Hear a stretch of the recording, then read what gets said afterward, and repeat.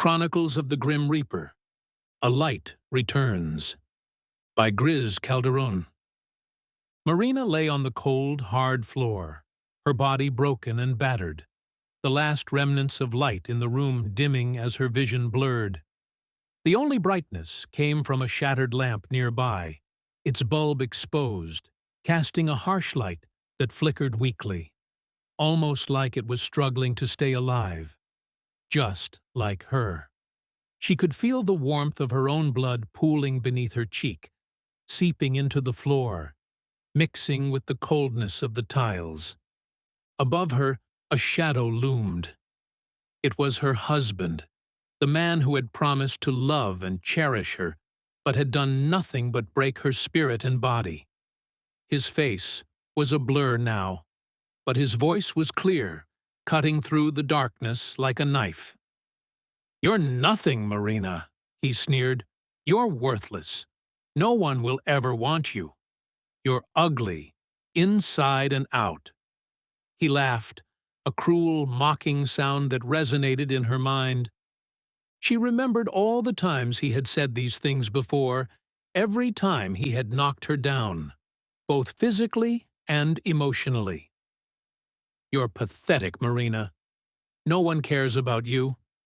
His words had a way of burrowing into her soul, poisoning her thoughts, making her believe that she truly was worthless. Marina had endured so much at his hands. She had been a good wife, or at least she had tried to be. She had wanted to create a loving home for their children, to raise them in a place filled with warmth and happiness. But all he ever did was tear her down, chip away at her self-worth, until there was nothing left but a hollow shell of the woman she used to be. She thought about all the times he had laid hands on her, each slap, punch, and kick a testament to the control he had over her. And every time she had covered for him, too afraid to expose the truth, too desperate to believe that he might change. She had stayed silent, stayed by his side because he had made her believe that she had no other choice, that no one else would love her, that she was lucky to have him. Deep down, Marina knew what she had always wanted, what every girl dreams of. She longed for a partner who would love her and take care of her, someone who would cherish her just as her father had hoped when he walked her down the aisle and placed her hand in her husband's.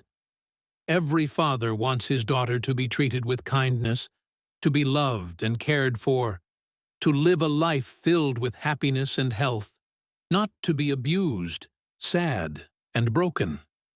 As her father had watched her marry, he had believed that she was stepping into a life of joy, into the arms of a man who would protect her and make her feel safe. But that dream had turned into a nightmare, and the hands that were meant to comfort and protect had instead become the instruments of her torment. Marina's father's voice echoed in her mind. He had always told her husband to take care of his baby girl, to cherish and protect her. Her grandmother, wise with age and experience, had seen through the facade. "Take care of her," she would plead. "Please, don't hurt her." And every time he had promised to be a good man, to never harm her. He was a master of deception, fooling everyone around him, even her mother, who believed that he was a good man, worthy of her daughter's devotion. Her mother's belief was born from her own painful experiences. She had endured the same torment in her youth, staying silent because, in her time, a woman didn't leave her husband. She stayed, even when it cost her happiness, because that was what was expected of her. It wasn't until her own husband nearly killed her that she found the strength to break free. Everyone around Marina knew what was happening, but no one said a word. They saw the bruises, felt her tears, heard the whispers, but they kept silent because she was in love, and they didn't want to hurt her. They didn't know how to help her other than to be there to listen and plead for her to leave him. Marina felt alone in her suffering, trapped in a cycle of abuse that seemed never-ending. As she lay on the floor, her strength slipping away, Marina thought about all of this. She wanted to be strong, to get up, to fight back. But she couldn't. Her body was too broken, her spirit too crushed. All she wanted was to be loved, to feel like she mattered. But all she had ever gotten was pain. The darkness closed in around her, and she welcomed it, ready to be free from the torment. Before the last bit of light faded from her world, a figure appeared. At first, she thought it was just a trick of her mind. But then she realized it was real. The Grim Reaper stood beside her, his tall, cloaked form both terrifying and comforting. His face was hidden, but she could feel his presence, a strange mix of calm and power. "Do you know why I'm here, Marina?" His voice was soft, almost tender, and it filled her mind as if he had spoken the words directly into her thoughts. She couldn't respond, her mouth unable to form the words, but he knew what she was thinking. She was sure he had come for her, that her time had finally come. He knelt beside her, his hand resting gently on her forehead. "I am here for a soul, but not yours. There is something you must do first, and something I must do." Marina's vision faded completely, the world going black as she slipped into unconsciousness. Even as she drifted away, she could still hear his voice, feel his presence. He told her that she was special, that she mattered, that she was beautiful and worthy of love. For the first time in years, she felt a warmth in her heart that had nothing to do with pain. The Reaper's words wrapped around her like a warm blanket, comforting her in the darkness. When Marina awoke, the light had returned, and she heard a different voice, one that was filled with concern and love. "Mom, he's gone. You're going to be okay. He'll never hurt you or us again." It was her son, his voice breaking with emotion as he reassured her. The room was in chaos, destroyed by the violence that had taken place. But the most important thing was that the man who had tormented her was no longer a threat. As the paramedics worked to lift her onto the stretcher, she glanced around the room.